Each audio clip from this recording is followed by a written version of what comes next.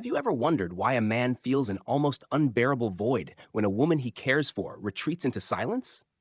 It is not merely the absence of words, nor the simple cessation of touch or attention. It is the sudden confrontation with a mirror he did not know he carried, the reflection of his own incompleteness, his shadow lurking in the corners of his ego. Carl Jung once suggested that the unconscious speaks in gestures, in symbols, in the subtle withdrawals that pierce the carefully constructed walls of consciousness. When a woman pulls away, she becomes a living emblem of all the unacknowledged parts of a man's psyche. The fears, the insecurities, the unprocessed rage and yearning that he has so carefully hidden behind the armor of societal expectation. He is forced to face himself, whether he wants to or not, and the silence becomes a hammer striking the fragile architecture of self-deception. The man in this suspended state oscillates between confusion and craving. His mind becomes a labyrinth, wandering through the corridors of past failures, imagined slights, and hypothetical conversations that never happened. Every unreturned glance, every delayed reply, every subtle shift in tone is amplified into a cosmic verdict. Jung would say this is projection at its rawest. The woman's withdrawal is a canvas upon which he paints his fears, insecurities, and desires. Her absence becomes not simply absence, but a presence of everything he believes he lacks. He starts to interpret neutrality as punishment, distance as rejection, and calm detachment as condemnation. The mind, in its desperate effort to reclaim stability, begins to oscillate wildly between hope and despair, each thought a ripple echoing in the cavern of his self-worth. Observe him in these moments. He does not merely experience longing. He experiences confrontation. The feminine archetype, in her mysterious withdrawal, is acting as both mirror and teacher, reflecting not what he wants to see, but what he most needs to acknowledge. And yet, the ego resists. It lashes out in subtle ways. Obsessive checking of messages, a compulsion to fill the silence with words or gestures, the frantic search for signs that validation still exists. Here lies the paradox. The very act that could foster growth, introspection, shadow work, acceptance, is drowned out by the ego's insistence on control, on reassertion, on the desperate illusion that love can be demanded rather than earned or freely given. Psychologically, this is the territory of what modern trauma theorists call attachment disruption. The man, wired to seek connection and affirmation, experiences the withdrawal as a minor psychic trauma. It triggers the primitive fight-or-flight systems, flooding the body with stress hormones, sharpening awareness while simultaneously clouding judgment. In these moments, he becomes less himself and more a puppet of unresolved wounds. The abandonment in childhood, the betrayal of friendship, the suppressed anger toward authority figures. The woman's silence acts as a scalpel, cutting through the layers of denial and forcing him to confront the discomfort of his own mind. Yet the pain is not accidental. It is instructive. It is the alchemy of the feminine shadow, not malevolent, but uncompromising in its clarity. She does not speak because she cannot be manipulated into reassurance, and the man's discomfort is the language through which he is summoned to awareness. In the theater of his thoughts, he begins to oscillate between two extremes. On one end lies obsession, the replaying of every interaction, parsing every word for hidden meaning, attempting to predict, control, or coax her return. On the other lies despair, a numbing resignation, a quiet surrender to the imagined verdict of inadequacy. Both are archetypal expressions of the ego under siege, the internalized child reacting to a world perceived as indifferent or rejecting. Jung called this the confrontation with the anima, the feminine within the male unconscious. When she withdraws, he is not merely missing her presence. He is facing the aspects of himself that she embodies: vulnerability, receptivity, emotional honesty, and the terrifying power of authentic feeling. The silence is a crucible, and his suffering, though profound, is the catalyst for psychological transformation. You, watching this, may recognize in yourself the familiar tremor of being unseen, unheard, left to wrestle with the echoes of absence. You may feel the gnawing edge of longing, the itch of anxiety, the craving for explanation. Yet understand this: the woman's withdrawal is never about punishment in the simplistic sense. It is about boundaries, about the refusal to supply validation that is not earned, about the projection of strength and autonomy that compels a man to face the parts of himself he would rather ignore. In refusing to fill the void, she forces a reckoning with selfhood, compelling the ego to confront its dependence on external affirmation. Stoic philosophy, from Seneca to Epictetus, teaches that the power of the soul lies not in controlling others, but in mastering the self. Her silence, in this light, becomes the teacher of discipline, endurance, and self-reflection. There is also an erotic dimension to this dynamic, deeply psychological and almost alchemical. Desire, Jung noted, is never merely about possession, it is about recognition. When a man is faced with absence, the intensity of attraction transforms into introspection. He begins to question not only her motives, but his own value, his own capacity for intimacy, his courage to confront vulnerability without recourse to defense mechanisms. Each moment of longing becomes a test of individuation, the process of integrating unconscious material into conscious awareness. The shadow rises, demanding acknowledgement, demanding respect, demanding a confrontation with that which has been denied. In this silence, he sees his ego stripped bare, and he realizes that the power he seeks outside must first be cultivated within. The cruel beauty of this punishment is that it cannot be circumvented, bargained with, or rushed. It is impermanent, yet transformative. It is deeply uncomfortable, yet purifying. The man, in enduring this silent withdrawal, has the choice to spiral into bitterness and projection, or to gaze into the abyss of his own psyche and emerge tempered, self-aware, and more whole. Each tick of the clock, each empty echo of unanswered words, is a meditation in miniature, a test of resilience, a study in self-possession. He may not welcome it, yet in this moment, the unconscious is at work, sculpting, refining, and teaching in ways that spoken language never could. The man who experiences her withdrawal enters a peculiar purgatory, a liminal space where time stretches and the mind begins to spiral into archetypal reveries. In this state, he is neither fully present nor fully absent. He hovers between awareness and projection, caught in the gravitational pull of his own unresolved narratives. Jung would argue that this is a direct encounter with the anima in its raw, unmediated form. The anima is not simply a romanticized feminine ideal, but a psychological force that represents the unknown, the emotional, and the unconscious within the male psyche. When she retreats, she externalizes this inner feminine, becoming simultaneously muse and interrogator. Her silence is the language of the unconscious, and he, in his desperation, becomes a reluctant interpreter of symbols he has long ignored. In the initial days of withdrawal, he tends to misread her absence as a failure on his part. Every gesture that once seemed trivial assumes monumental significance. He replays conversations in his mind, dissecting syllables for hidden meaning, imagining subtle corrections that might have prevented this distance. His ego, desperate to assert control, attempts to reconstruct a reality that no longer exists. He asks himself, what did I do wrong? Did I miss a cue? Could I have said something differently? These questions are not mere intellectual exercises. They are the unconscious mind's way of revealing the fissures in his self-concept. He begins to understand, often with terrifying clarity, that what he cannot control is the very thing that holds the key to his psychological growth. The woman's silence is an unspoken demand. Face yourself. Heal. Integrate what you have neglected. As the withdrawal persists, the man's emotional landscape transforms. Anxiety gives way to obsession, then to an almost manic analysis of every memory shared, every smile given, every slight misalignment of energy perceived. Modern trauma psychology would frame this as an activation of attachment-related neural pathways, the amygdala and prefrontal cortex in conflict, oscillating between the need for reassurance and the recognition that reassurance may never arrive.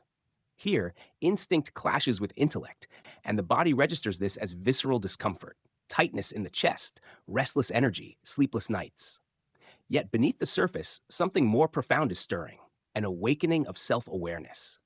The silence, initially perceived as weaponized absence, becomes a mirror, reflecting the man's unprocessed emotions, his patterns of dependency, his inability to tolerate uncertainty.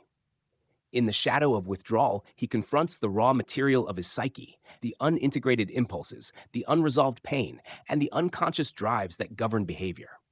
There is a tension here between suffering and enlightenment, between egoic collapse and individuation.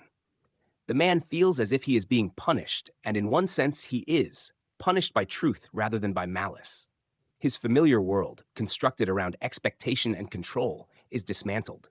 He is forced to confront that love cannot be coerced, that validation cannot be demanded. That connection requires a harmony of autonomy and presence. The withdrawal exposes the fragility of his inner world, revealing both the vulnerabilities and the capacities he had not yet recognized. Jung would argue that such a confrontation with the shadow is essential. Without it, the ego remains brittle, subject to external influence, unable to discern authenticity from illusion. Within this crucible, desire becomes inseparable from introspection. The man experiences longing not only for the woman, but for the integrity of himself that he perceives in her. He begins to see that her withdrawal is not a mere relational tactic, but a symbolic act of truth-telling, an insistence on self-respect, on autonomy, on the refusal to participate in projection or manipulation. In her silence, she embodies the principles of boundary and clarity that the unconscious demands. For the man, the pain of absence catalyzes growth. He may oscillate between fury and despair, but even these emotional extremes serve a purpose. They illuminate the layers of egoic defense, the need for self-possession, the places where fear masquerades as desire. There is also an elemental, almost spiritual dimension to this experience. The withdrawal invokes a stoic contemplation of impermanence and self-mastery. Marcus Aurelius and Epictetus would note that the essence of freedom lies not in controlling circumstances, but in governing the mind. In enduring silence, the man is confronted with the raw truth. The only locus of power he truly possesses is within. External circumstances, including the presence or absence of another, cannot dictate the state of the soul unless he allows it. This is both terrifying and liberating. The more he resists, the more the unconscious magnifies the discomfort. The more he observes, reflects, and accepts, the more the withdrawal becomes a vehicle for emancipation. The subtlety of her power lies precisely in this refusal to engage in drama or explanation. She does not justify, defend, or manipulate. She merely embodies her own autonomy, her own inner rhythm, and her own value. The man, confronted with this steadfast independence, realizes the precariousness of his previous constructions of masculinity, desire, and attachment. He begins to differentiate between the ego's craving for control and the soul's need for growth.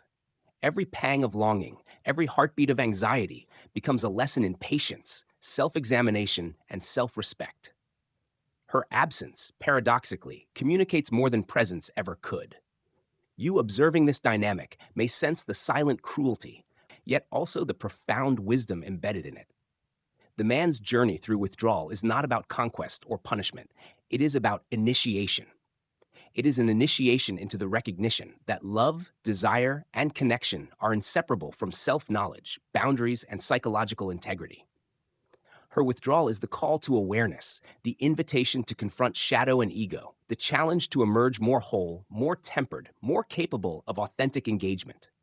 This is the alchemy of the feminine, to withdraw not in spite, but in service of awakening the masculine to the reality of his own interior world. As the days stretch into weeks, the silence of the woman becomes a landscape the man must navigate with trembling steps. No words guide him, no gestures reassure. He is alone with the echo of his own mind, confronted by memories, fantasies, and unspoken fears. In this liminal expanse, time itself seems elastic, bending around his obsession and despair. Jung might say that he has entered a threshold of the unconscious, where the anima manifests as both absence and presence, both punishment and illumination. The withdrawal is a mirror reflecting not her, but the unclaimed territories of his psyche, the forgotten wounds, the neglected dreams, the suppressed rage, and the unacknowledged longing for wholeness. Every heartbeat becomes a signal, every pang of desire a summons to introspection. The male ego, when confronted with this void, often reacts with what modern psychology identifies as hypervigilance. He examines every interaction, weighs every nuance, and constructs elaborate narratives to explain the mystery of her absence. In these narratives, the ego seeks to restore a sense of control, attempting to convert the unknowable into something manageable, something that can be reconciled with the illusion of mastery. Yet the very act of overanalysis becomes a trap. The mind, unable to release its obsession, projects fears and desires onto every moment, magnifying subtle gestures into catastrophic signals. The woman's silence, thus, becomes a crucible. It refines, it tests, and it exposes the fragility of his inner world. In this state, longing and fear are inseparable. He experiences a paradoxical mix of attraction and repulsion, hope and despair. His desire for her presence intensifies, but so too does the recognition of his dependence on external validation. Here, the withdrawal functions as a subtle yet relentless teacher. It shows him that connection cannot be demanded, that intimacy cannot be coerced, and that love, in its most authentic form, emerges only from freedom, choice, and the acknowledgement of boundaries. Jung's insight into projection is evident. The suffering he endures is not merely the result of her absence, but the result of his own unintegrated shadow, the parts of himself that he refuses to see. Her silence exposes his projection, forcing him to confront what is truly his and what he has mistaken as hers. In parallel, the withdrawal evokes a deep somatic response. Stress hormones flood the body, sleep becomes erratic, appetite wavers. The nervous system registers absence as threat, mirroring the body's response to actual danger. In these moments, modern trauma theory converges with Jungian insight. The male psyche, unaccustomed to facing the unknown within itself, interprets relational ambiguity as existential peril. Yet it is precisely this visceral discomfort that catalyzes growth. The ego, under duress, begins to seek new strategies. Reflection replaces reaction, observation replaces obsession, patience replaces impulsivity. The silence, once a torment, evolves into a scaffold for resilience, self-awareness, and the gradual integration of fragmented internal states. Observe the transformation carefully. Initially, he may oscillate between frantic attempts to reclaim attention and despairing withdrawal into numbed passivity. Obsession and avoidance become the twin poles of his existence, each reinforcing the other in a cycle of unacknowledged need. Yet as he endures, he begins to notice subtler dimensions of the withdrawal. It is not a punitive act, but a revelation, a boundary asserting itself with uncompromising clarity. He sees that the woman's absence is a reflection of her autonomy, a testament to her inner resources, and a call for him to develop his own. Her silence communicates volumes about self-respect, dignity, and the sacredness of emotional space. In acknowledging this, he begins the alchemical process of individuation. He learns to separate the self from projection, desire from obsession, and presence from validation. The emotional intensity of this experience can be overwhelming, yet it is profoundly instructive. The man learns that vulnerability is not weakness, but a doorway to depth, that discomfort is not failure, but signal, and that longing is not mere craving, but an invitation to self-exploration. Each moment of absence becomes a meditation, each pang of anxiety a question posed by the unconscious. Who are you without me? How do you exist unanchored? Can you endure your own mind without seeking rescue? The withdrawal, in this sense, is an exercise in radical self-confrontation, a crucible in which the ego is tempered by the unrelenting presence of the unknown. There is a quiet, almost sacred erotic tension in this dynamic. The attraction that intensifies during withdrawal is not purely physical or superficial. It is psychological, archetypal, elemental. She embodies the anima in its most potent form, the unknown, the autonomous, the emotionally sovereign. Desire and respect intertwine.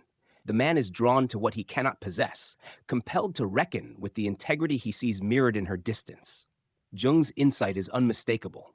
The unconscious speaks through the absence of the external, forcing engagement with the inner. He begins to realize that the intensity of longing is a measure not of her control over him, but of his own inner fragmentation, the unintegrated parts that demand recognition. At this stage, wisdom emerges in subtle ways. The man begins to cultivate the inner stillness necessary to endure uncertainty. He recognizes that emotional equilibrium cannot rely solely on external affirmation.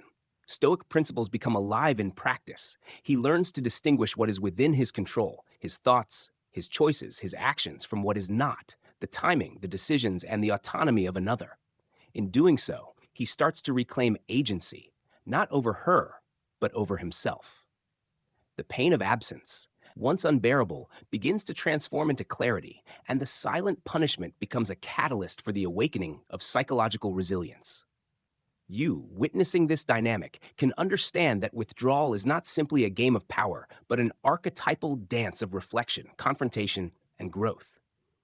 The man's suffering is the mirror of his unintegrated shadow, The woman's absence is the projector of his own hidden truths.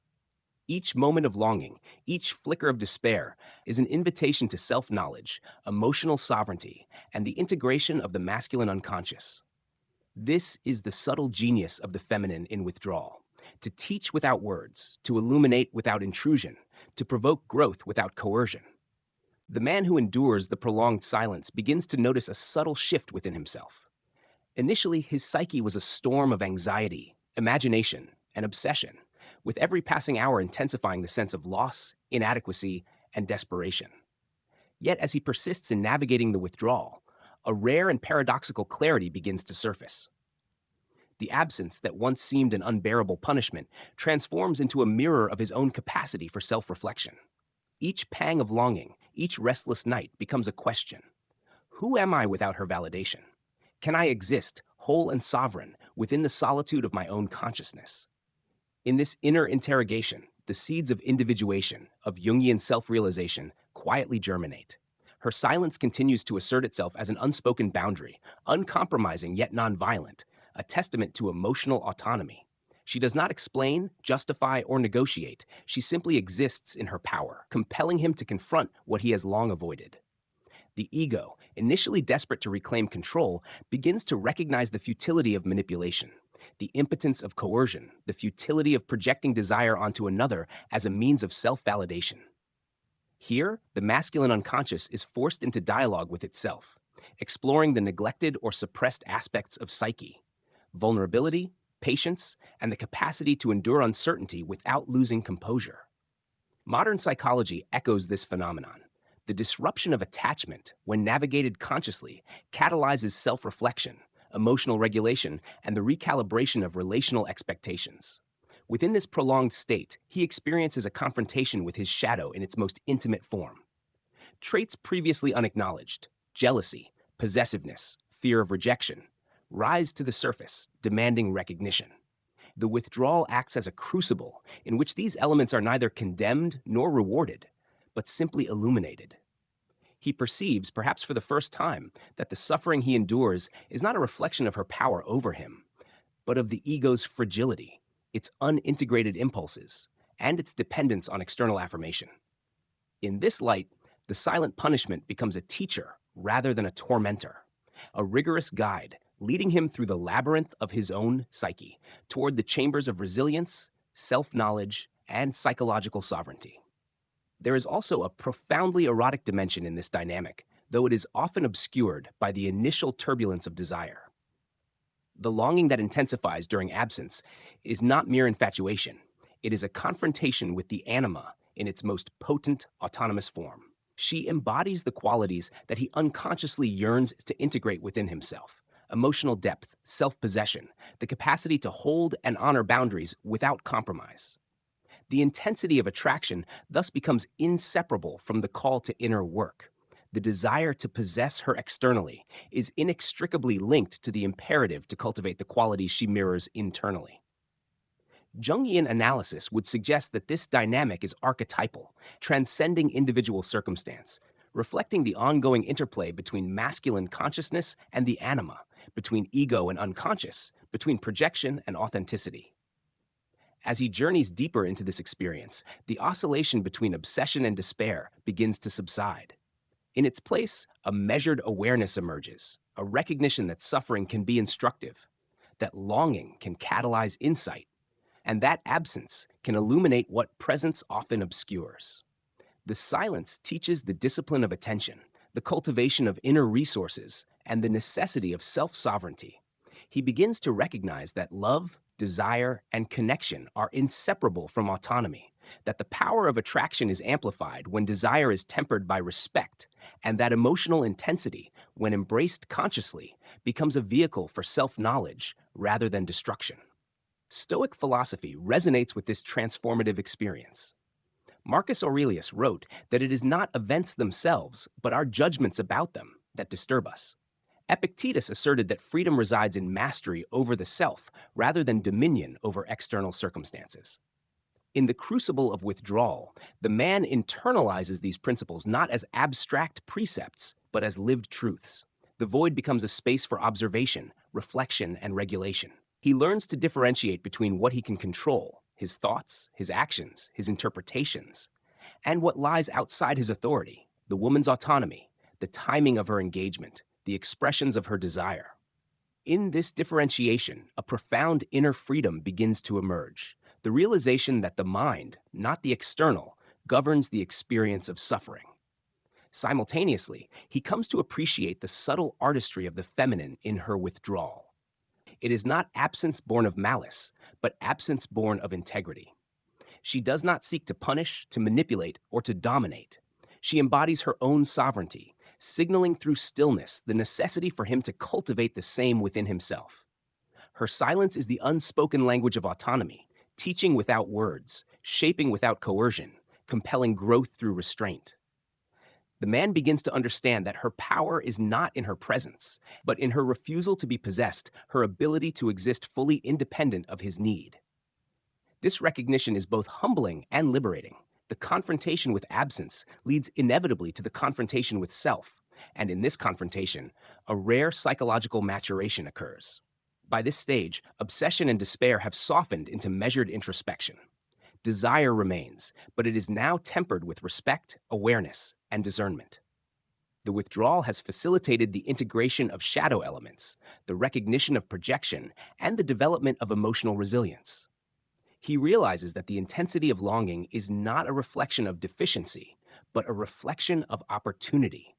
Opportunity to confront unconscious patterns, to embrace emotional complexity, and to cultivate an internal landscape capable of holding uncertainty without collapse. The silent punishment, once perceived as a torment, is now understood as a mirror, a guide, and a threshold toward the fuller realization of selfhood. The man, now tempered by the long passage through silence, begins to notice subtle awakenings within himself. What once was chaos, the restless nights, obsessive thoughts, the gnawing fear of rejection, gradually yields to reflection, a kind of sober lucidity born from sustained discomfort. He begins to recognize the contours of his own psyche, previously obscured by the frantic need for external affirmation. The woman's withdrawal, which at first seemed a weapon wielded against him, now reveals itself as a profound instrument of awakening. Her absence has become a crucible in which the raw ore of his ego is refined, producing insight, emotional acuity, and a nuanced understanding of relational dynamics. Jung would describe this as the individuation process, wherein the man confronts and integrates the shadow, encounters the anima in its autonomous form, and begins to cultivate the self as a whole rather than fragmented by desire or fear. At this stage, he sees that the suffering he endured was never truly about her. It was about the parts of himself he had ignored: dependency, unacknowledged longing, fear of inadequacy, and patterns of projection that distorted perception. Her silence acted as a lens, magnifying these tendencies and presenting them unflinchingly for examination. He notices how often he had projected his own insecurities onto her presence, interpreting neutrality as rejection, detachment as judgment. In observing these patterns, a subtle liberation begins. He starts to disentangle his identity from her responses, recognizing that his sense of self-worth need not hinge on her attention or validation. This realization does not erase desire, but it reframes it, allowing longing to coexist with respect, attraction to coexist with acceptance, and intensity to coexist with composure. Emotionally, the transformation is profound. The man who once oscillated between obsession and despair now experiences a steadier inner landscape. He becomes capable of observing the ego's reactive tendencies without being consumed by them, witnessing the rise of jealousy or fear without surrendering to them. Each pang of longing is no longer a torment, but a signal, an invitation to examine the underlying need, to trace it back to its source in the shadow, and to meet it with awareness rather than compulsion. Her withdrawal, once experienced as a silent punishment, has catalyzed an internal mastery previously unimaginable, revealing the capacity for resilience, emotional regulation, and the integration of previously disowned parts of himself.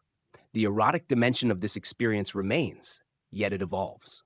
Desire, once focused on possession or control, now intertwines with recognition, the recognition of her autonomy, of her inner strength, and of the qualities mirrored back into his own psyche. In this new dynamic, attraction is no longer a call to consume or dominate, but a call to witness, honor, and engage with the full spectrum of his own unconscious material.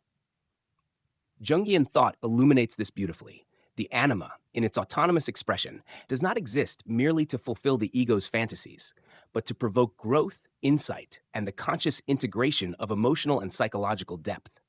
Her silence, paradoxically, becomes a form of engagement, a dialogue with the unconscious that cannot be articulated in ordinary speech. The man also begins to perceive the stoic undercurrents that underpin the liberation inherent in enduring withdrawal. Marcus Aurelius wrote that external events disturb us only insofar as we judge them to be so.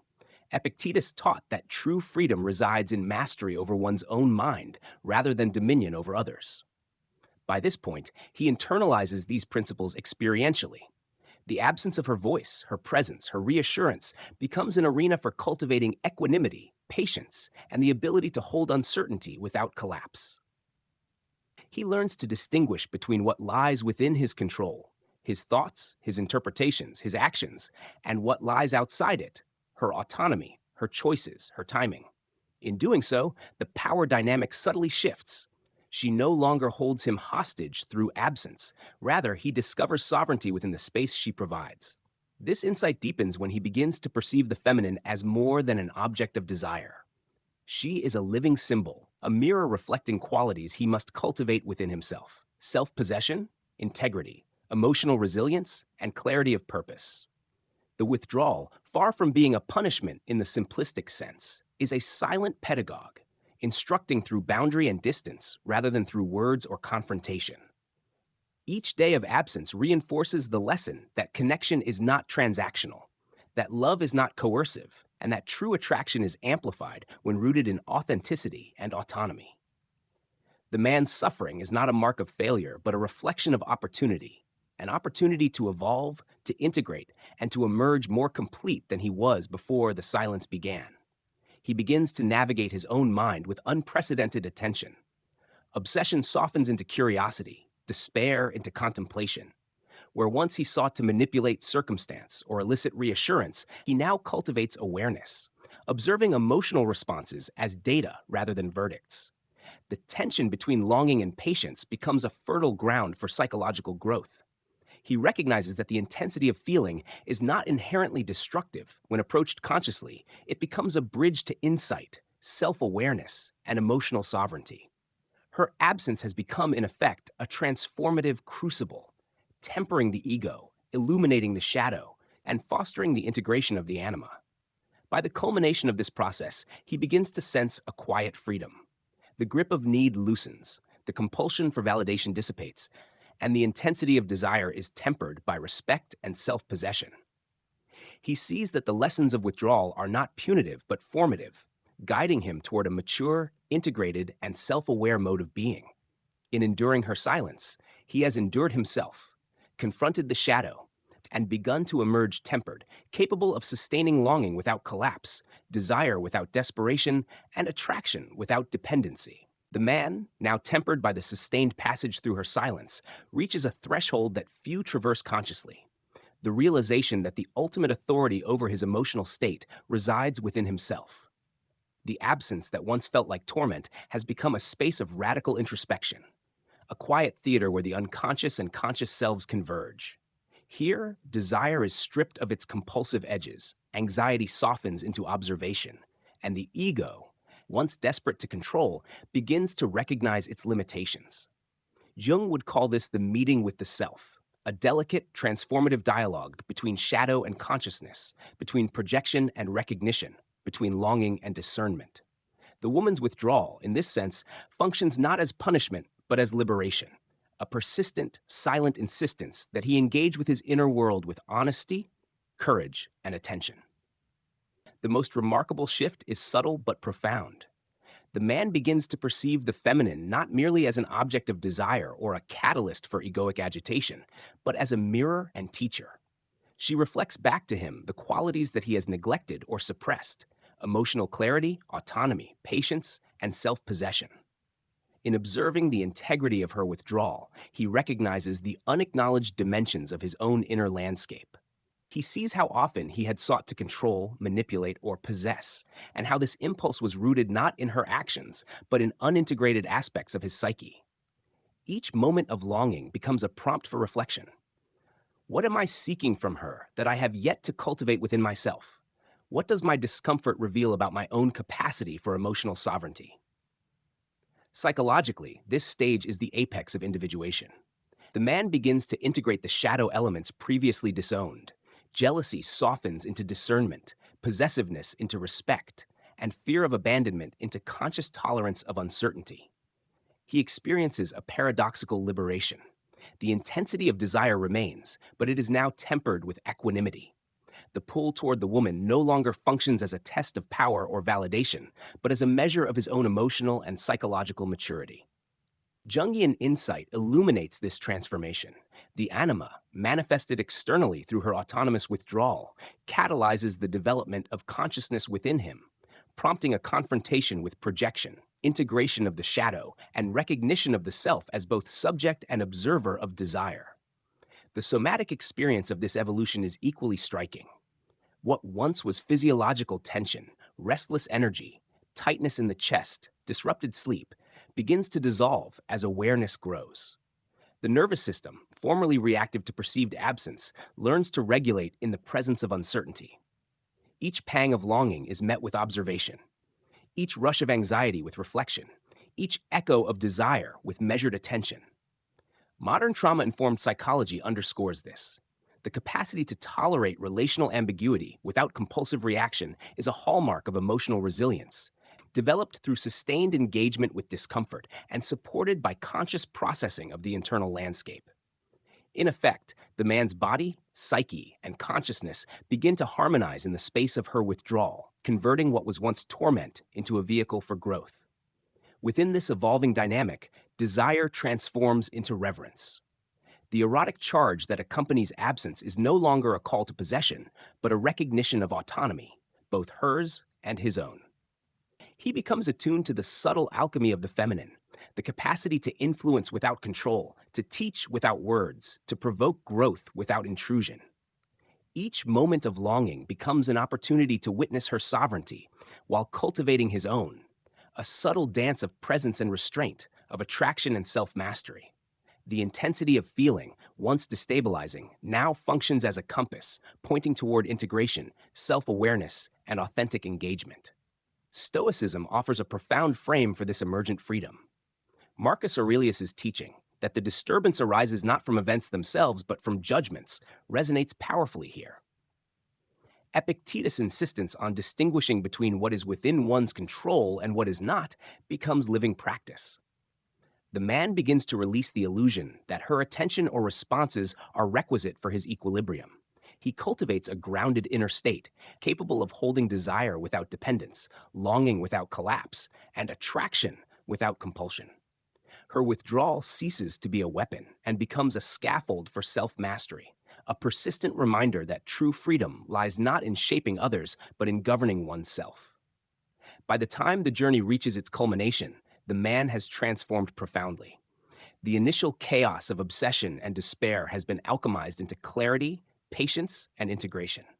The shadow is acknowledged, the anima's lessons internalized, and the ego tempered by the repeated experience of discomfort without surrender. Desire remains, but it is now informed by respect, awareness, and understanding. The withdrawal, once perceived as punishment, is revealed as a catalyst for profound psychological and emotional growth, a crucible in which autonomy, resilience, and self-possession are forged. In the final measure, he stands not dependent on her presence, but aware of the autonomy and integrity she embodies. The longing, while persistent, has become a meditation in attention and reflection. The absence has shaped him into someone capable of sustaining his own emotional life, recognizing projection when it arises, and holding the tension of desire without yielding to compulsion. He has learned that attraction, when intertwined with self-knowledge and respect for boundaries, becomes a force for refinement rather than a source of instability. And so the journey concludes not in conquest or despair, but in freedom, the liberation of the self through the encounter with absence, the shadow, and the anima. The lessons of silence, once painful, now resonate as enduring truths, illuminating the path toward wholeness, psychological sovereignty, and the capacity for authentic connection. In the quiet aftermath of withdrawal, the man discovers a space he never knew existed, a vast interior realm where longing and autonomy coexist in delicate balance. The initial turbulence, the obsession, the anxiety, the desperate search for signs has given way to reflection and measured awareness. He begins to recognize that the lessons of absence extend far beyond desire. They touch the core of selfhood itself. Jungian psychology frames this as a confrontation with the inner masculine and feminine, the interplay of ego and shadow, the integration of projections once misattributed to another. The woman's silence is not mere absence. It is a symbolic crucible in which the man is compelled to recognize, refine, and reclaim the facets of himself he had long neglected or disowned. He becomes attuned to subtler currents of emotion, noticing how previous dependence on external validation had masked inner deficiency. Where once he had sought reassurance in her presence, he now cultivates it internally, learning that stability of self is not conferred by another, but constructed through attention, reflection, and the conscious integration of desire and shadow. Each memory of interaction, each echo of longing, becomes a meditation on boundaries, autonomy, and self-possession. The silence she embodies is at once a mirror and a guide. It reflects his unresolved tendencies, while simultaneously offering an opportunity for maturation and individuation. The erotic undertone of this dynamic remains potent, yet it has transformed. Desire is no longer tethered to possession or compulsion.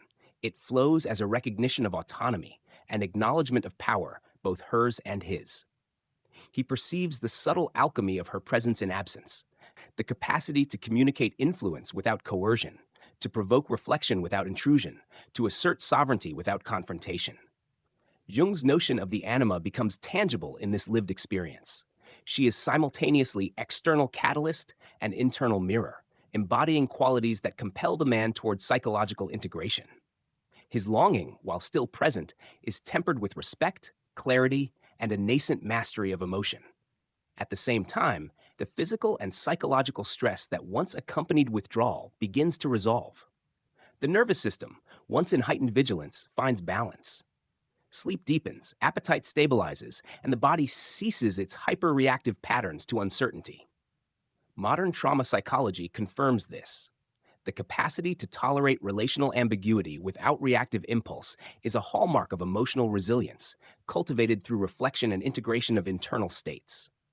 Each pang of desire or echo of absence is met not with compulsive action, but with mindful observation, transforming what was once torment into opportunity for growth.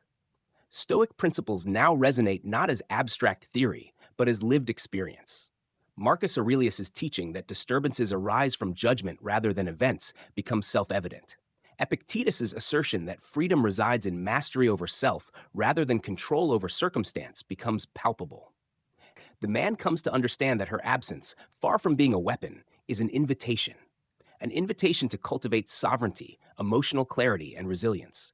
The lessons embedded in withdrawal are subtle yet profound: to hold desire without desperation, to feel longing without collapse, and to engage with intensity without losing autonomy. The transformation extends to perception and relational dynamics. The man now observes others, situations, and emotions with a deeper discernment, noticing where projection once clouded judgment and where ego-driven desire once distorted experience. He perceives that attraction is not an exercise in possession, but a nuanced interplay of recognition, respect, and resonance between autonomy and engagement. Her withdrawal has sculpted within him the capacity to maintain intensity without dependence, desire without desperation, and longing without compulsion. The silent punishment, once so painful, has matured into a subtle pedagogy, instructing through absence what presence often obscures. The man's engagement with his own shadow deepens. Traits previously denied, jealousy, fear, possessiveness, are now observed, acknowledged, and integrated. Obsession transforms into curiosity, despair into contemplation. He understands that these elements are not flaws, but signals pointing to growth, opportunities for self-knowledge, and exercises in emotional mastery. Each encounter with longing or discomfort is reframed as a doorway to introspection, a chance to explore unconscious patterns, recognize projection, and cultivate the qualities mirrored back by her autonomy. In this way, absence becomes a mirror of self, a silent teacher, and a crucible of inner refinement. Ultimately, the man begins to inhabit a new relationship with both himself and desire. He is no longer the reactive, anxious figure consumed by the need for validation. He is present, discerning, and tempered, capable of sustaining longing without collapse, desire without desperation, and attraction without dependence. The withdrawal, once perceived as punitive, is now understood as a profound act of initiation, an encounter with absence that has shaped him into a more integrated, autonomous, and self-aware individual. Through this process, he has learned that attraction is inseparable from respect, that desire is inseparable from self-possession, and that love is inseparable from boundaries. And in this final measure, the man discovers the quiet liberation that comes from true sovereignty, the capacity to engage fully, feel intensely, and honor both self and other, independent of external manipulation or coercion. He has traversed shadow and longing, endured absence and projection, and emerged tempered, integrated, and self-possessed. The silent punishment, once a torment, has become the vehicle of profound awakening, revealing that inner freedom is forged in the crucible of reflection, patience, and respect for the autonomy of others. At the culmination of this journey, the man stands in a space both intimate and vast, where desire and freedom coexist without contradiction. The absence that once tormented him has transformed into a sanctuary of insight, a quiet arena in which he has confronted the full spectrum of his psyche. The shadow, once feared and denied, is now integrated. The anima, once projected and mystified, is recognized as both guide and mirror. Jungian thought illuminates this threshold. The unconscious has spoken through absence, compelling the conscious self to awaken, to reckon, and to cultivate wholeness. The woman's withdrawal, in its unwavering clarity, has become a silent teacher, shaping not through force, but through the quiet insistence of autonomy. He notices how desire itself has matured. It is no longer a storm of possession or compulsion, but a refined, conscious energy that honors both self and other. Each heartbeat carries recognition, a delicate reverence for autonomy, and a tempered attraction that arises from clarity rather than need. The erotic tension remains, but it is now suffused with respect, observation, and the wisdom of endured absence. Desire, once destabilizing, becomes a force of insight. It illuminates his own inner depths, highlights unintegrated patterns, and guides him towards self-possession. The intensity that once threatened collapse now serves as a mirror for the psychological and emotional integration that has taken place. In tandem, he experiences a profound liberation from dependency. Where once the mind was enslaved to the anticipation of her response, now it moves freely, capable of patience, reflection, and measured action. The lessons of silence and withdrawal have rendered him sovereign. He no longer seeks validation from external sources, nor does he attempt to manipulate presence or affection. Modern psychology frames this as the cultivation of emotional regulation, resilience, and self-efficacy, a rare integration of cognitive, emotional, and relational awareness. He has learned to endure longing without collapse, to navigate uncertainty without panic, and to honor autonomy without diminishing desire. Stoicism now resonates as lived wisdom rather than abstract philosophy. The principles of Marcus Aurelius and Epictetus echo in every observation: that disturbance arises not from events, but from judgment; that freedom resides not in dominion over circumstance, but in mastery over self. He perceives that her silence, once interpreted as punishment, was instead an unspoken invitation to cultivate this very mastery. In choosing observation over reaction, awareness over compulsion, and presence over dependence, he has discovered the equilibrium of inner authority. The pain of absence has been transmuted into clarity, the intensity of longing into discernment, and the experience of projection into conscious integration. The relational dynamic, once fraught with obsession and despair, now emerges as a subtle dance of recognition, respect, and resonance. The man perceives the power of the feminine not as a force to be possessed, but as a mirror for qualities he must integrate: autonomy, integrity, patience, and emotional depth. Her withdrawal, far from being a punishment, is an instrument of refinement, sculpting him into a version of himself capable of holding desire with composure, intensity with discernment, and longing with awareness. The silent influence she exerts is profound, teaching without words, guiding without coercion, and shaping without intrusion. In this final stage, he experiences a rare psychological equilibrium. Desire, longing, and attraction remain, but they coexist with clarity, self-possession, and respect for boundaries. The shadow has been acknowledged and integrated. Projection has been recognized and moderated. The anima's lessons have been internalized. The man has learned that connection is inseparable from autonomy, that love cannot be coerced, and that attraction is amplified when tempered by respect, observation, and self-awareness. The silent punishment, once a source of torment, has become a vessel of initiation, leading him to maturity, insight, and a profound understanding of relational dynamics.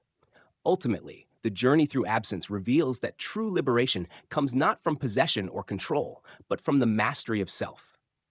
The man emerges tempered, sovereign, and attuned to both desire and autonomy.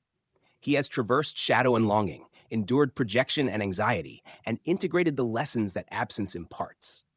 The intensity of experience, once destabilizing, now serves as a compass guiding him toward psychological wholeness, emotional resilience, and relational discernment.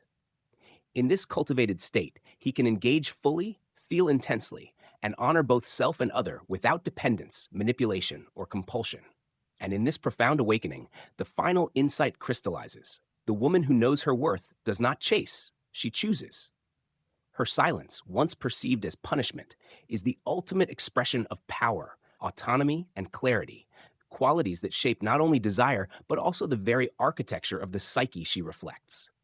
The man, having endured, observed, and integrated, is reborn through this encounter, capable of sustaining longing without collapse, attraction without desperation, and love without coercion.